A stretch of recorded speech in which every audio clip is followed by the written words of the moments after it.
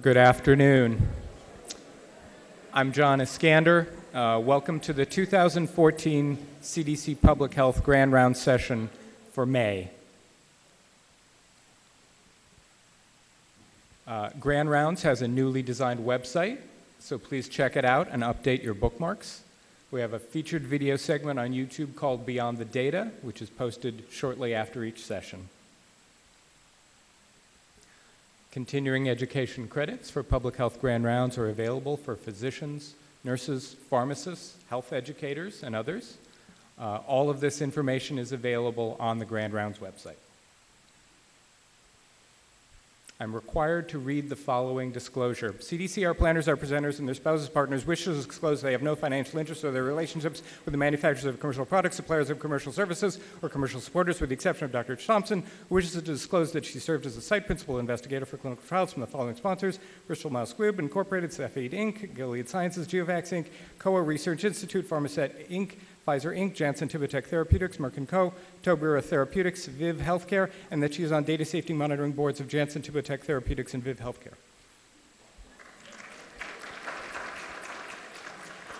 In addition to today's outstanding featured speakers, I'd like to acknowledge the important contributions of the individuals listed here. We've partnered with the CDC Public Health Library and Information Center to feature scientific articles relevant to PrEP for HIV prevention.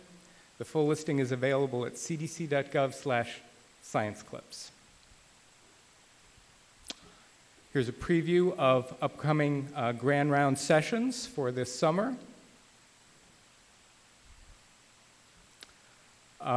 Before our first speaker, we have some initial remarks from the CDC Director, Dr. Tom Frieden.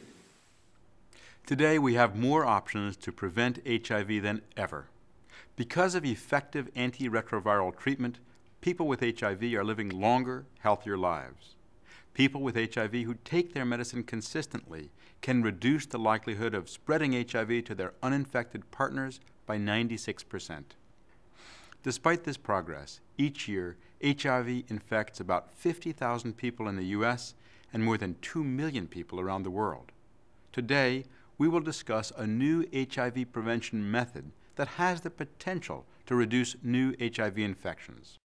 Pre-exposure prophylaxis, or PrEP, is currently an oral 2-drug combination pill. HIV-negative people who take this pill daily can reduce their chances of getting infected by HIV. PrEP has the potential to reduce HIV acquisitions among all populations at risk: gay and bisexual men, heterosexuals, and injection drug users. CDC researchers conducted groundbreaking animal and laboratory research to examine the protective effects of PrEP. They led and collaborated on clinical trials around the world, working with patients, partners, and ministries of health. CDC has just released new federal guidelines for doctors and other clinicians. We recommend that doctors consider and discuss prescribing PrEP for individuals at substantial risk of HIV infection who have indications for its use. CDC is leading efforts to increase awareness of the option of PrEP and to address critical issues for its delivery in community settings. We'll continue to monitor and evaluate the implementation of PrEP in clinical practice settings. We'll also continue laboratory research to try to find other ways that PrEP could be administered, for example, a long-lasting injectable form. And we will monitor the national epidemic to determine whether PrEP is working to reduce new infections. Reducing the HIV epidemic is challenging. PrEP is another tool that we have to help individuals and communities protect themselves.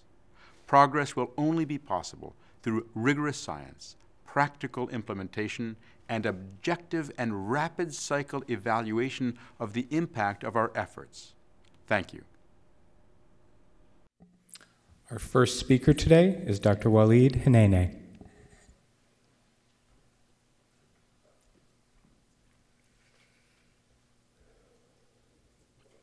Good afternoon. I'm happy here to start the presentation talking about the importance of animal models to assess PrEP efficacy. So animal models are important for preclinical research. In the case of HIV pre-exposure prophylaxis, they provide the first in vivo evidence of protection. They allow us to assess the relationship between efficacy and pharmacologic parameters. Efficacy means how well the drug prevents infection under study conditions, and pharmacologic parameters, for example, include how candidate drugs are distributed systemically and in the mucosal sites of HIV entry. These animal models help inform the selection of the particular PrEP regimens to be studied in clinical trials in humans, which drugs or drug combinations to test, and the dose of drug to be provided to persons participating in the clinical trial. Therefore, animal models can inform clinical trials in humans on the most promising PrEP candidates to test. Clinical trials that measure efficacy in humans are typically costly, on the order of $20 to $80 million per trial, often lasting 3 to 5 years. Our lab at CDC has spearheaded the development of improved models referred to as repeat exposure macaque models. Macaques, a non-human primate species, are the preferred animal models for HIV infection because they mimic humans with acute HIV infections as well as AIDS. The viruses we use are simian immunodeficiency virus, or SIV, which is related to HIV-1, or experimentally generated simian HIV, or SHIV, viruses that incorporate genes from HIV-1. Macaques are susceptible to infections through both rectal or vaginal exposure to SHIV, which can be done weekly. Exposure to the virus are repeated to mimic high-risk human exposures to HIV. By using repeated low doses of virus, these models better simulate HIV exposures in humans through vaginal rectal sex than do previous models that use a single high-dose virus challenge. Protection is thus evaluated against multiple potential exposure events. So the ability of these models to measure protection over multiple exposures per animal provides power to detect protective effect using smaller numbers of study animals. We assess protection from different PrEP regimens at doses that are equivalent to the clinical drug exposures in humans. All of this helps to inform potential PrEP efficacy in humans. What about drug selection for PrEP? Drug selection for PrEP has considered marketed antiretroviral drugs for the treatment of HIV-1 infected persons. There are currently more than 30 antiretroviral drugs or drug combinations approved for treatment. Of these, 2 drugs, tenofovir disoproxil fumarate, or TDF, and emtricitabine, or FTC, or the TDF-FTC combination, have been selected for PrEP for the following reasons. They are generally safe and well tolerated and potent. That is, they do not require high concentrations for antiviral activity. They are co-formulated as a single once-daily pill marketed as Truvada, i.e. that is easy to take 1 pill daily. Both drugs are in the same class of HIV inhibitors. They block HIV reverse transcriptase, which is an enzyme required for infection. Both drugs have long plasma and, more importantly, long intracellular half-lives, such as in lymphocytes, in which HIV replicates, suggesting durable antiviral activity and some forgiveness for imperfect daily use. Both drugs have a high penetration in vaginal and rectal secretions, which may be advantageous for protecting these HIV entry sites.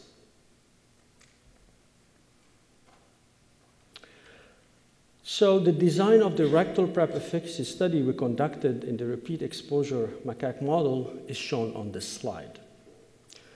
3 groups of macaques were given different PrEP regimens, and 1 group was the untreated controls, or group 1.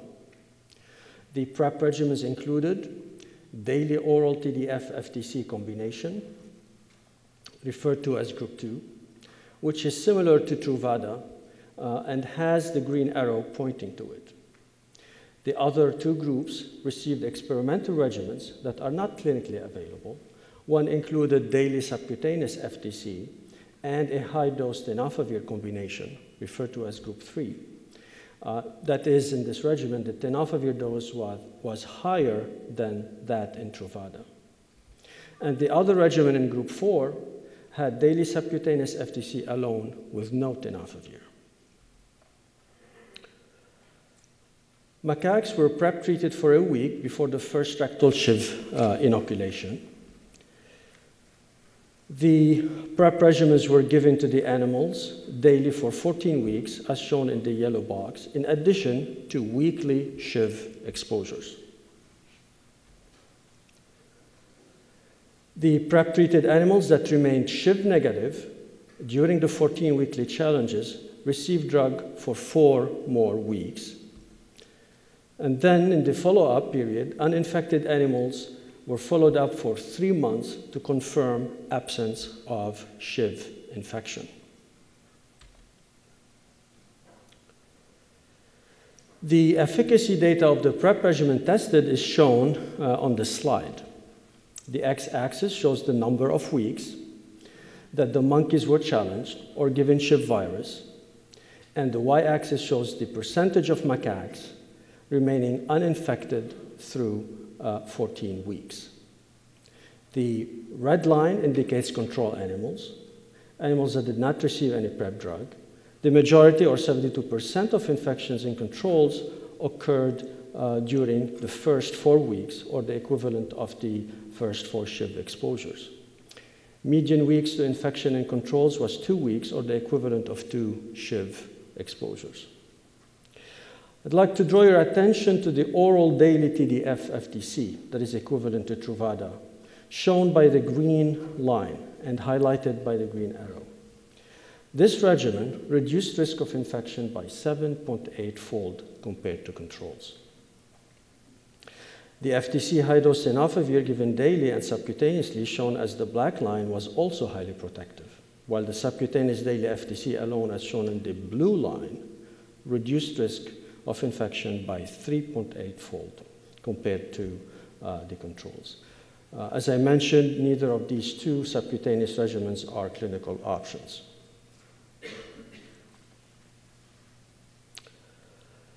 So overall, the data demonstrate that daily oral TDF-FTC provided substantial protection against rectal infection, nearly an 8-fold reduction among animals treated with oral TDF-FTC compared to control animals. These data inform the advancement of oral PrEP with Truvada into clinical trials in humans. As you can see in the slide, there is a close relationship between non-human primates and human research studies. As I mentioned previously, non-human primate studies can provide in vivo evidence of efficacy of an HIV prevention modality. In CDC's laboratory, in our laboratory, rectal and vaginal protection was shown, indicative of protection against sexual exposures. In other laboratories, animal models demonstrated protection against intravenous blood exposure. The results of the CDC animal model research benefited the design of several PrEP trials conducted in different risk groups to assess efficacy. So in conclusion, animal model research is important for identifying the most promising PrEP candidates and advancing those promising candidates to clinical trials in humans. Our next speaker, Dr. Melanie Thompson, will present the evidence of PrEP efficacy from clinical trials. Thank you.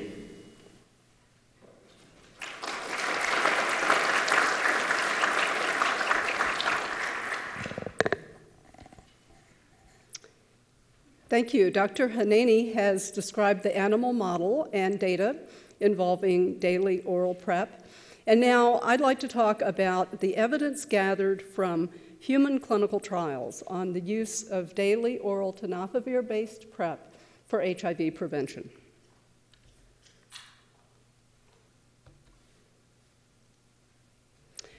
While the designs of these efficacy studies differed according to the drug studied and the populations included, there were commonalities across all studies. All included community consultation to assess trial feasibility, acceptability, and implementation issues from the community perspective, both before and throughout the studies. This included extensive community education. All used random assignment to placebo or the intervention groups, and the oral interventions were TDF-FTC or TDF alone. All oral study drugs were dosed daily, and each trial had a data safety monitoring board that consisted of a panel of experts that reviewed study data periodically to ensure data quality and the safety of participants. Safety was monitored with the assessment of signs and symptoms and laboratory tests such as blood chemistries to assess liver enzymes and renal function. HIV testing, counseling for risk reduction and medication adherence, and other adherence assessments were performed at every visit. For those who seroconverted during the trial, additional follow-up was provided, as well as testing for viral resistance to TDF and FTC, and linkage to HIV care. Efficacy was determined using a modified intention to treat analysis that excluded persons who entered the study with unrecognized acute HIV infection.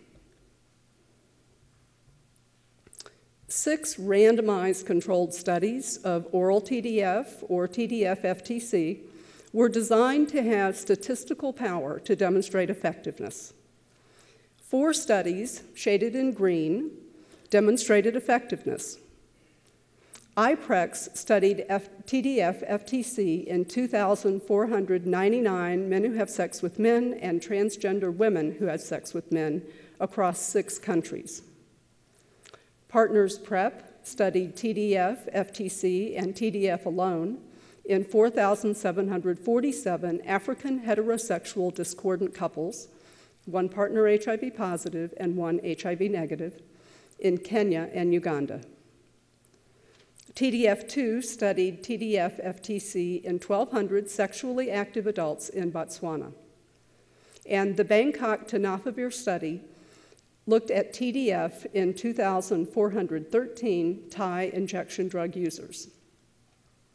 Now, both FemPrep and Voice, shaded in purple on this table, were designed for heterosexual women in Africa. FemPrep studied TDF-FTC in Kenya, South Africa, and Tanzania, while Voice studied TDF-FTC, TDF alone, and vaginal 1% tenofovir gel in Uganda, South Africa, and Zimbabwe. Now we'll look at the outcomes of each of these trials. In these 4 trials, the overall results showed the effectiveness of study drug in reducing HIV acquisition. But in each study, additional analyses showed that patients who had detectable tenofovir in the blood, indicating that they were actually taking the drug, were less likely to become infected with HIV. IPREX demonstrated 44% effectiveness overall in reducing HIV infections. But for those in whom drug was detectable through blood testing, there was 92% decreased risk of acquiring HIV. Partners PrEP studied both TDF alone and TDF-FTC. TDF alone was associated with 67% efficacy overall, and TDF-FTC was associated with 75% efficacy overall, with no statistically significant difference between TDF and TDF-FTC in the overall analysis. In the subset of patients with detectable drug levels through blood testing, efficacy for TDF alone and TDF-FTC was increased to 86% and 90%, respectively. The Bangkok-Tenofovir study found that TDF reduced HIV infections by 49% overall and 74% in those with detectable tenofovir in the blood. And TDF-2 found TDF-FTC to be 62% effective in reducing HIV infections overall, but in a drug concentration analysis among patients who acquired HIV, only 50% had detectable drug, while 80% of those who were not infected had detectable tenofovir. Now, the effectiveness of oral PrEP did not vary by sex in Partners PrEP and TDF-2. These two trials included both heterosexual men and women. And in a post-hoc analysis, the CDC Bangkok-Tenofovir study found actually higher efficacy among women than men, 79% versus 38%. The two studies that did not show efficacy were FIMPREP and VOICE. FIMPREP was stopped by its Data Safety Monitoring Board due to futility. Fewer than 40% of participants had detectable drug in the blood, indicating very poor adherence. In VOICE, the oral TDF and vaginal 1% tenofovir gel arms were also stopped for futility. The TDF-FTC arm, however, completed the planned trial duration, but showed no efficacy. Fewer than 30% of participants had detectable tenofovir in the blood. So poor adherence, as measured by detectable drug levels, was a major factor in the lack of efficacy in both of these studies.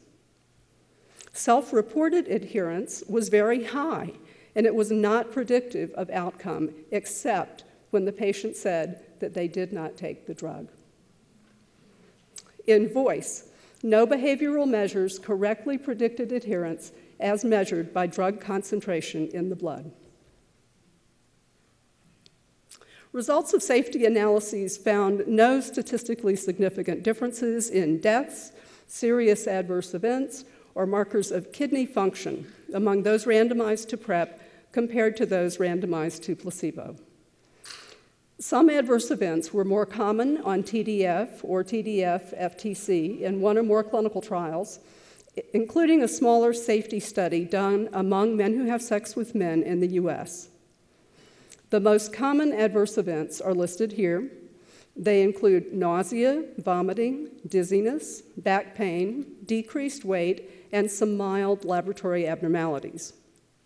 Small but statistically significant declines in bone mineral density, but no difference in the rates of atraumatic fractures, were seen in the CDC safety study conducted among MSM in the US, and also in the TDF-2 study. Study drug was not associated with increased pregnancy complications in women who became pregnant while on the studies. And the potential for selection of resistance to HIV is one important safety issue that has been closely studied. Viral resistance occurs when mutations arise in the genetic material of HIV that help it to survive in the presence of an antiretroviral drug. Resistance means that a drug no longer works optimally or at all to suppress HIV. Resistance to one antiretroviral drug can result in cross-resistance to others that have never been taken. People who acquire HIV while taking TDF-FTC or who have HIV before they take TDF-FTC are at risk for developing viral resistance that may limit treatment options. So virus from trial participants who acquired HIV infection was tested to detect mutations conferring resistance to TDF and FTC. Among persons who were later confirmed to have had undetected acute HIV infection before starting medication, resistance mutations were detected through routine genotyping in 8 out of 30 patients who had been randomized to TDF, FTC, or TDF. They were distributed across 6 different studies. Among 263 persons who were randomized to TDF-FTC or TDF alone and infected after study enrollment, no TDF-resistant virus was detected, but 5 persons had FTC-resistant virus detected by routine genotype. In studies using more sensitive resistance assays, in persons randomized to TDF-FTC or TDF in IPREX and Partners PrEP, 6 of 99 were found to have viruses with low levels of minor resistance mutations. The clinical implication of these low-level mutations is not yet known. The risk of viral resistance is highest if PrEP is started in a person who has undiagnosed HIV infection. Therefore, HIV testing, ideally including testing for acute infection, before and during PrEP use is critical. Initially, some concern existed that persons taking PrEP might increase behaviors that put them at risk for HIV and other infections. No evidence of increased risk behavior was found in any PrEP trial. In IPREX, episodes of receptive anal sex declined, condom use during receptive anal sex increased, and there was no difference in condom use by perceived treatment group. In the US MSM safety study, mean number of partners and proportion reporting anal sex without a condom declined during follow-up. Mean numbers of anal sex episodes without condom use remained stable.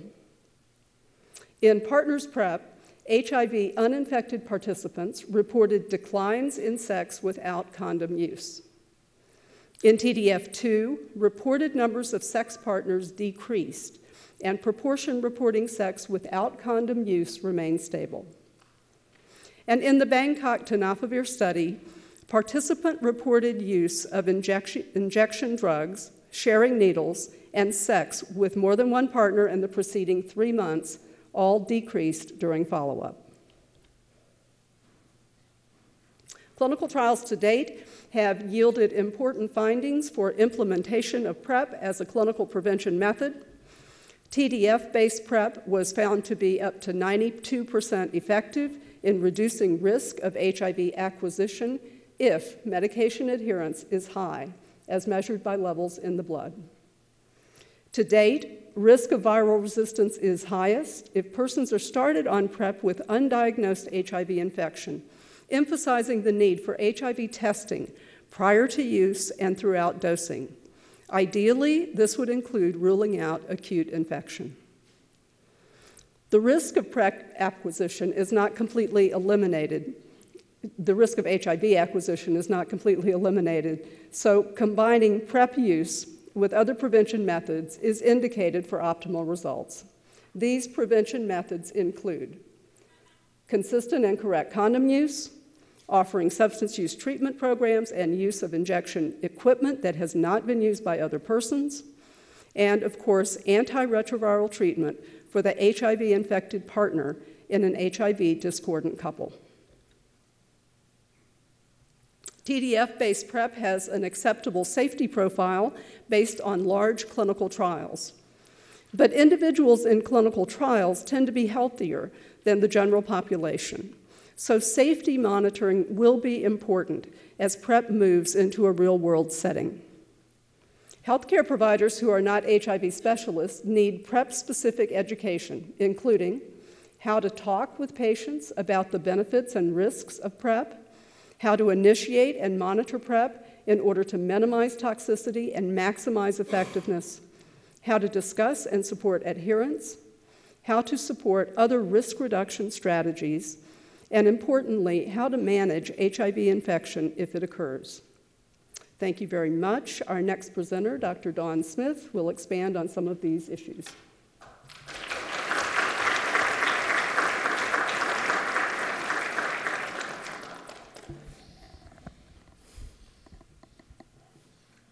Good afternoon.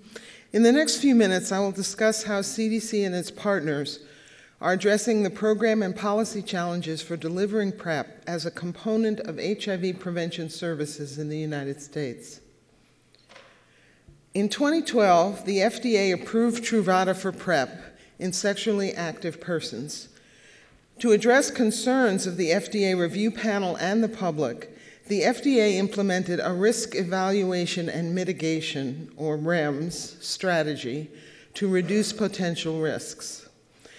The FDA required Truvada's manufacturer, Gilead Sciences, to develop training and materials to aid healthcare providers in prescribing PrEP and educational materials for potential PrEP patients. FDA also added language to the package insert to emphasize the need for HIV testing before starting and periodically while prescribing PrEP, what indications and contraindications are suggested for prescribing Truvada for PrEP in MSM and heterosexuals, and supporting patients to take Truvada for PrEP daily as prescribed and to use other effective HIV prevention methods to reduce exposure to HIV. Even before the first trial result was available, there were high hopes that daily oral PrEP with Truvada would prove to be effective and safe for persons without HIV infection. So we solicited lessons learned from CDC programs experienced in supporting clinical interventions, for example, the CDC STD program. We also initiated early awareness and attitude studies among providers and potential PrEP users. For example, we conducted a focus group study with young adults in Atlanta zip codes with elevated HIV prevalence to assess their interest in and their preferences for clinical services delivering PrEP. We also placed questions about PrEP awareness and attitudes on DocStyles, a national survey of primary care clinicians. We then created a PrEP roadmap, sometimes called a logic model, from the national perspective to guide development of our implementation plan. This helped us focus first on activities, shaded in green above, that are in the sphere of control for CDC.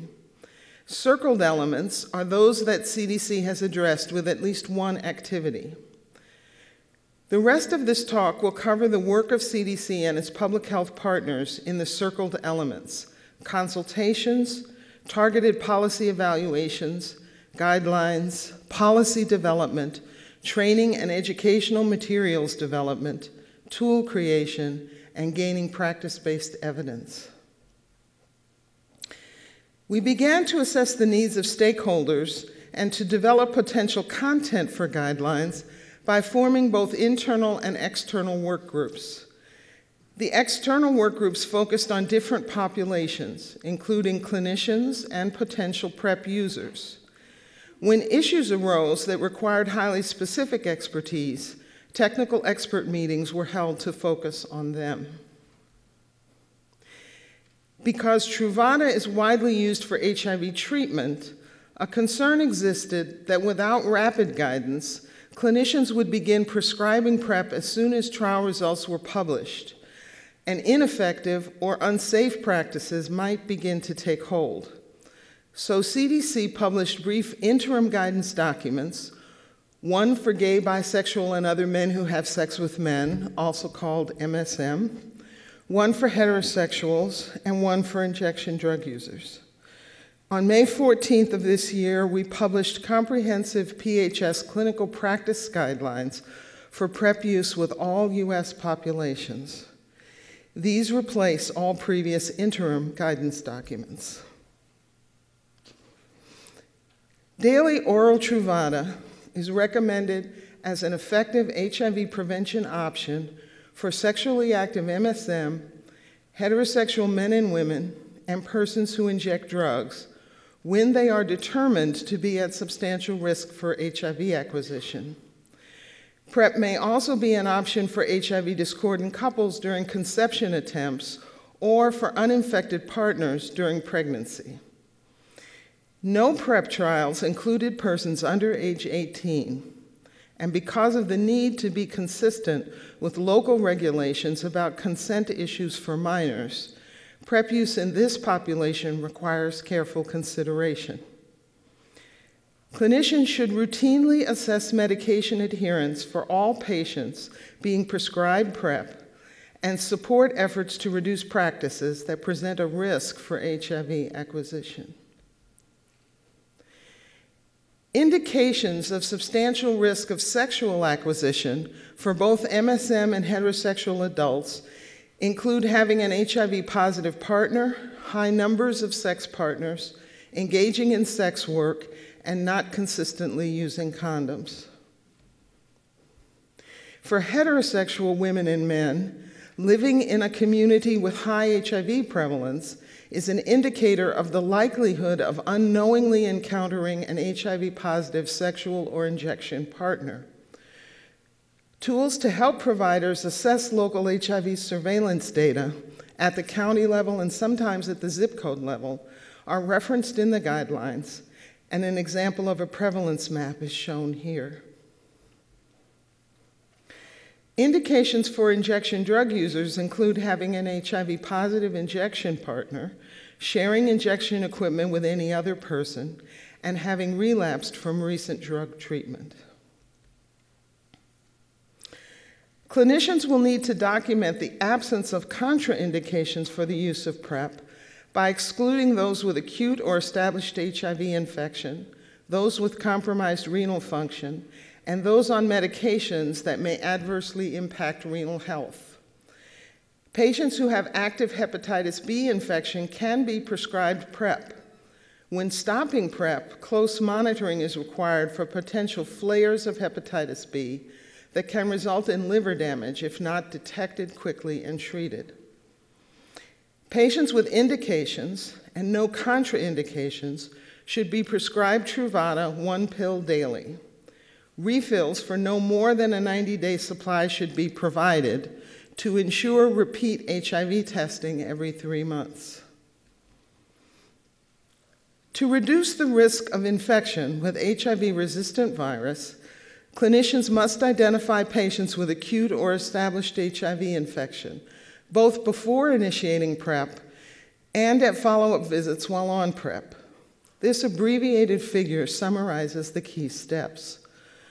For patients with a negative antibody test, assess for signs and symptoms of acute HIV infection in the prior 4 weeks, and if present, choose one of 3 options to exclude acute HIV infection. Bring the patient back in 1 month for a repeat antibody test.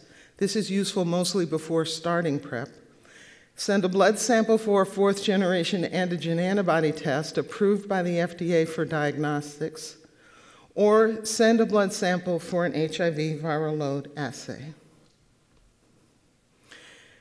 At least every 3 months, all PrEP patients should have a repeat HIV test and assessment of side effects, medication adherence, and changes in risk behaviors.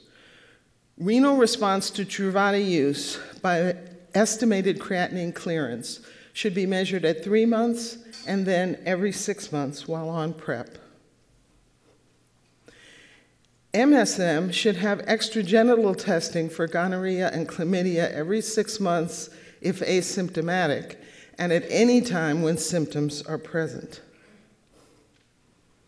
Women should be assessed for pregnancy intent and receive a pregnancy test every 3 months.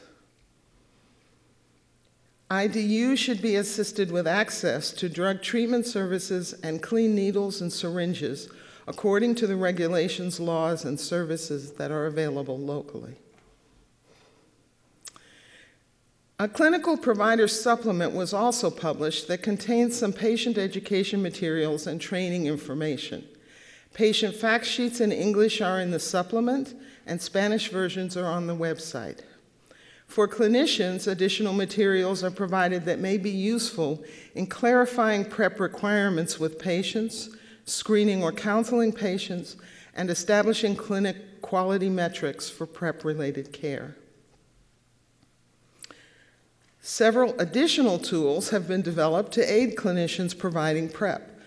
A brochure on talking to your doctor about PrEP is available on the DHAP website, And because it is a frequently raised question from clinicians, a guide to billing codes for PrEP is in development with clinical partners. To assist busy clinicians to rapidly identify their patients at high risk for HIV infection, a tool for assessing the risk for contracting HIV, or ARCH, for MSM is provided. ARCH tools for IDU and HIV discordant couples and for heterosexual men and women are under development. A frequent concern is whether PrEP is affordable for those who wish to use it. The cost of Truvada prescriptions will vary based on insurance coverage and clinic eligibility for reduced pricing. The average retail pharmacy price for a 1-month supply of Truvada is $1,400 for an uninsured patient.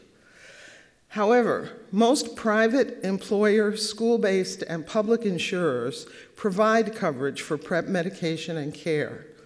For example, New York, California, and several other state Medicaid programs have decided to cover PrEP for their enrollees. In addition, drug and copay assistance programs are available. For U.S. residents without insurance coverage and with low incomes, Gilead Sciences will provide Truvada to the prescribing clinician at no cost, condoms to patients, and vouchers for some PrEP-related testing costs.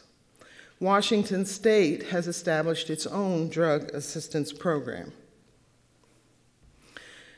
Studies of cost effectiveness of PrEP for MSM in the US have shown that it is most cost effective when it's targeted, when program coverage is high, when patients achieve high medication adherence, and if costs of medication and clinical services can be minimized. Obtaining practice-based evidence about PrEP delivery is now a priority. The first measurement of PrEP uptake was done by Gilead Sciences using a commercial pharmacy database. By early 2013, PrEP was being prescribed by a few providers in each of 49 states. Prescriptions by primary care clinicians were more common than by infectious disease specialists, as might be expected given that PrEP is indicated for persons without HIV infection. The analysis demonstrated a more than 8.5-fold increase in PrEP prescriptions detected from 2011 to 2012. A post-marketing study is being done with MSM recruited in STD clinics in Miami, San Francisco, and Washington, D.C. Participants are provided PrEP for up to 48 weeks and are aware that clinical trials showed that its efficacy depends on near-daily dosing. In this demonstration project, uptake among men eligible after screening ranged from 56% to 67% across the 3 sites. Intracellular levels of the active Truvada metabolite were measured in dried blood spots collected after 4 weeks of prescribed PrEP. I want to check something. Okay. While levels associated with having taken doses daily were not optimal, as shown on the left, levels associated with having taken 4 to 7 doses per week were detected in 77% of men, ranging from 92% in San Francisco to 78% in DC to 57% in Miami, as shown on the right. This is important because levels detected in MSM having taken at least 4 doses per week was associated with approximately 96% efficacy in HIV prevention, based on modeling of pharmacokinetic data from a study with directly observed therapy using varied dosing schedules. In the coming months, additional data from open-label studies and clinical practice settings will provide a better understanding of adherence to PrEP medication. A second type of post-marketing study is being conducted to evaluate PrEP when delivered as a clinical HIV prevention service at 4 federally qualified health centers in communities with high rates of HIV infection. A health services observational cohort analysis will evaluate prescribing practices, patient outcomes, and service costs. A sub-study will use dried blood spot specimens and an extended interview to evaluate medication adherence and the effectiveness of readily available adherence aids provided to those with suboptimal adherence. In an allied study, Context Matters, CDC will conduct surveys of clinician attitudes about providing PrEP and knowledge and attitudes among laypersons and key stakeholders in SHIP clinic communities. PrEP has the potential to alter the course of the U.S. HIV epidemic if it is targeted to the right populations and used as directed. PrEP is a powerful new HIV prevention tool that can be even more effective when used with condoms or other proven effective methods. To fully realize the promise of PrEP in the U.S., CDC is working to expand its uptake and address the practical issues of implementation. Dr. Jonathan Mermin will now provide concluding remarks.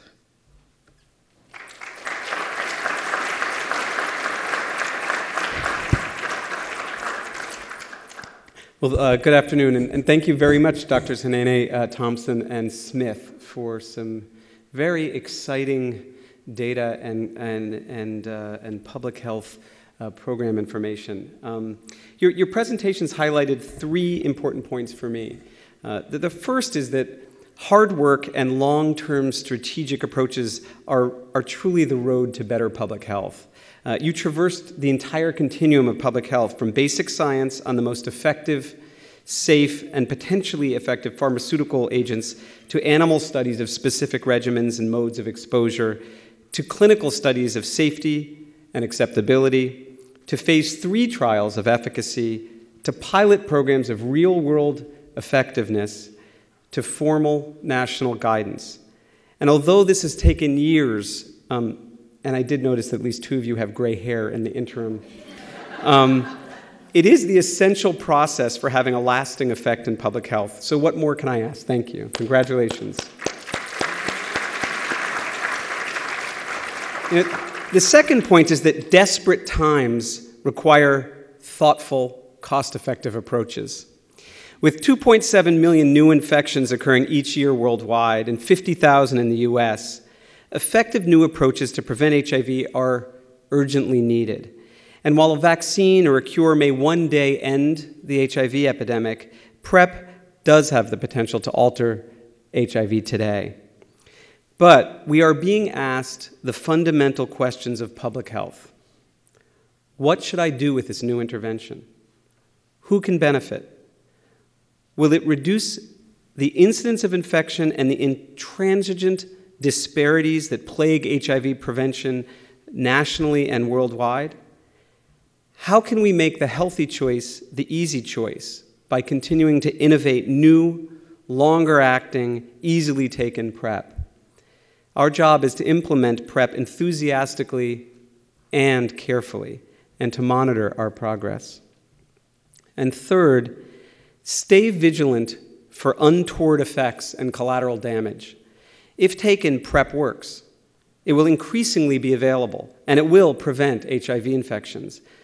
But we have also seen a recent increase in syphilis infections in the United States, likely due to a dissociation between some activities that reduce HIV transmission, such as the use of ART by persons with HIV and serosorting, and those that also reduce STDs, such as condom use.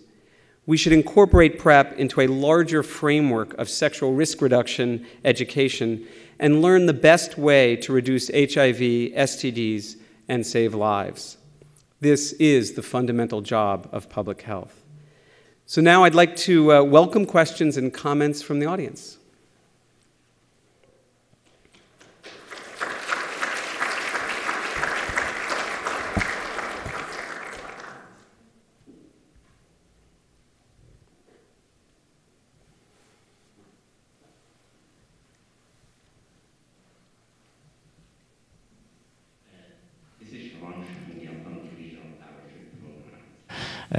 What you noted about the issues, behavioral impact of taking the medication, with some people tending not to use barrier methods is definitely a real concern, which brings me to the question that all these efficacy studies have been done with unprotected animal models. We really don't know what the incremental cost effectiveness ratio is for people that use barrier methods relatively in a consistent manner, and on top of that use these drug medications. And of course, cost is definitely a factor that goes into incremental cost effectiveness. $1,400 a month of cost of the drug is itself a very inhibiting issue. Dr. Smith, do you have any thoughts?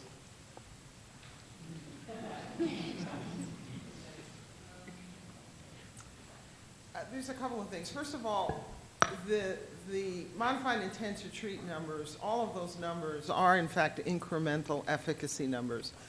People in both arms received condoms and had similar rates of behavioral factors that are associated with HIV risk. So they had similar rates of condom use, they had similar rates in number of partners. What PrEP was able to show was that in addition to whatever protection was provided by those things, there was a 44% reduction, okay? The other thing is that while what I tried to communicate is while the cost, if you had to go pay with your out-of-pocket for the drug is fairly high, almost nobody has to do that. It's covered by insurance in most places. And there are many other interventions that we use commonly in medicine that are probably not affordable to a person without insurance, but because they have a benefit on the health of the population, we provide them through insurance and other programs. There have been cost-effectiveness models of PrEP in the United States with MSM, and they have generally shown that it can be cost-effective, and in one study, there are circumstances in which it's cost-saving, but only if it's highly targeted to people who are really at risk, and if they actually take the drug as they're supposed to, and if you achieve enough coverage to actually see a population level of impact. So we know there's the potential for cost-effectiveness, but the key is going to be how it gets implemented. Thank you. Dr. Tapro? I have a follow-up. Can I? No. Perhaps you can talk to Dr. Smith after the session. Thank you. Jordan Tapro, Division of Global Health Protection. Great grand rounds. Really enjoyed it. I guess sort of a comment and then a question, I guess for Jono. The comment is that I think PrEP will more likely be used in the U.S. than globally for all the reasons that you just gave, Don. And so the question is, what do you think the role is for PrEP in the international settings? I mean, we've got B+ now for women. If there was universal access for treatment and counseling and testing, which there's not, how do you contrast how to use those valuable public health dollars with PrEP and treatment with HAART? Thanks. Thanks. I think the first question is that obviously all countries are not the same, and all areas of each country are not the same. There'll be individual decisions whether you're in Europe or Africa or Asia or the United States. I mean, it can vary, but resource allocation for the most effective tools for prevention is something that we need to increasingly do and then listen to. And so PrEP does have a role, as Dr. Smith had mentioned. It can be very cost effective, but you are comparing it to other interventions. There are certain circumstances where PrEP is cost effective and important. And I think even in certain countries with limited resources, it can have a substantial effect, even compared to other activities in which we could invest in. The other is that this is the beginning. There's two major factors that are associated with the cost effectiveness of PrEP. One is adherence, and although we didn't present it, there's a great amount of both animal studies and now moving into some clinical trials of longer-acting PrEP interventions. So an injection that can prevent HIV acquisition for 2 to 3 months, vaginal rings that can be placed for a long period of time and that can both act as have a contraceptive included as well as PrEP. And so when we can tackle the question of long-term efficacies to be able to deal with adherence, that will help. And the second is the cost of the medication. If the medication were much less, the cost effectiveness at the same efficacy would be much higher. And some of the drugs will be going off patent in the next few years, and some countries have been able to argue for much less expensive medications for their use as ART and eventually probably a pre-exposure prophylaxis. So the potential for some of the international work to incorporate PrEP, I think, is in the future, probably more than the current time. Just to add a couple things. Number one is, I think in international settings, targeting is even more critical than it is in the US. For example, in the partner study, which was done with discordant couples where you know there's the potential for HIV exposure, adherence was extremely high. So there may be places where it makes sense in discordant couples, for example, where the country uses a certain CD4 cutoff to start antiretrovirals, you may want to use it for the negative partners whose positive partners are not yet eligible for antiretroviral therapy. In addition, there was an interesting model, cost-effectiveness model, which was done, I think, by Tim Hallett, looking at South Africa, which is one of the largest epidemics, and asking that question specifically: when does PrEP make sense? When does treatment as prevention make sense? When is each one of them most cost-effective? And what he showed was that until you get to very high coverage, like 80% or greater of your positive population on effective treatment, PrEP is cost-effective, even in a developing country setting, for HIV-negative persons. But that at that point, when you get high enough coverage with TASP, it becomes less cost-effective. So I think there are, as Jono said, there are going to be individual countries' situations in which PrEP will play one role or the other. Thanks. So maybe, Dr. Redd, and then I'm going to open it up to the, I guess, social media and the phone. Thanks, John. This is really very exciting talk. It's great to see the progress that's been made. I work in the information. Question about adherence. As a doctor prescribing in the U.S., three sub-questions. What kind of guidance do you offer about I think this is a really challenging area and is really a dangerous area as well. The second part is how do we educate clinicians on educating patients to be more adherent? And then the third part is how do you track adherence once you've started?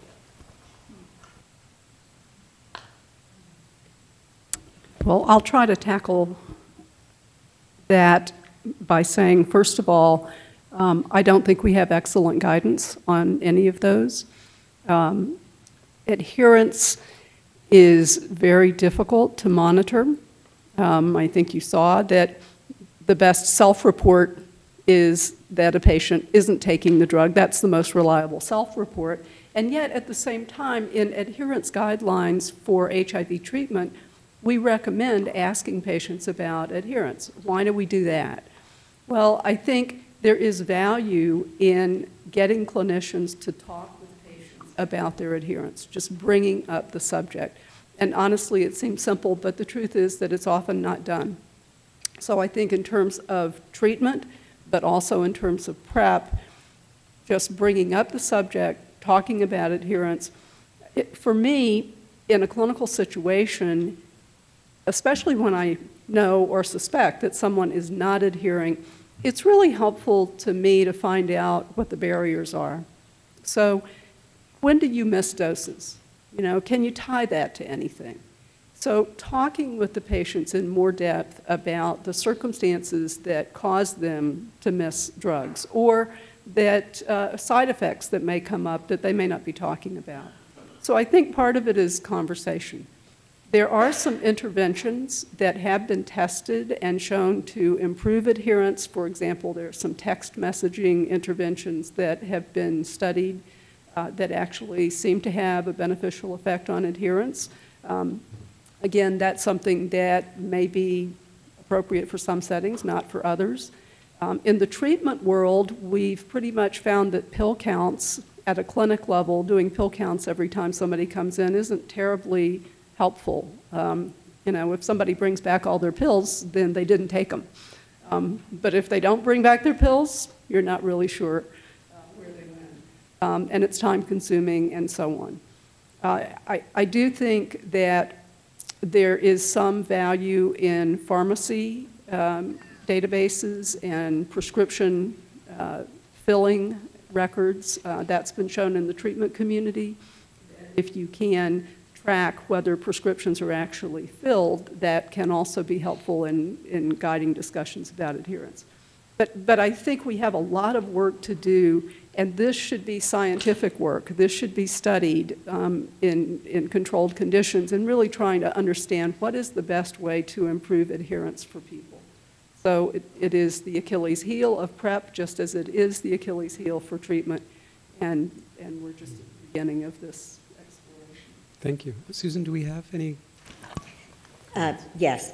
What are reported potential side effects of taking Truvada? If side effects exist, are they temporary or present at all times while taking Truvada? Well, it was that we did present that during the slides presentation already, but I don't know if there's a quick answer that Dr. Thompson would like to make. Well, I would say that the most common side effects, such as GI side effects, nausea, upset stomach, vomiting, that sort of thing, tended to be mild, tended to be short. So short duration, occurring in the first couple of weeks after the drug was initiated, but not long term. There is a concern about some longer term side effects, such as the bone density side effect, and the renal side effects can be cumulative and have to be monitored over time. So that would be the quickest answer. And just before we conclude, I want to say, one of the issues is that it is not expected that people will take PrEP for a lifetime, unlike antiretroviral therapy for treatment. This is a temporary measure that ideally will help reduce people's risk considerably during the time when they are at high risk or in substantial risk for HIV infection. So thank you to our speakers and to our curious audience.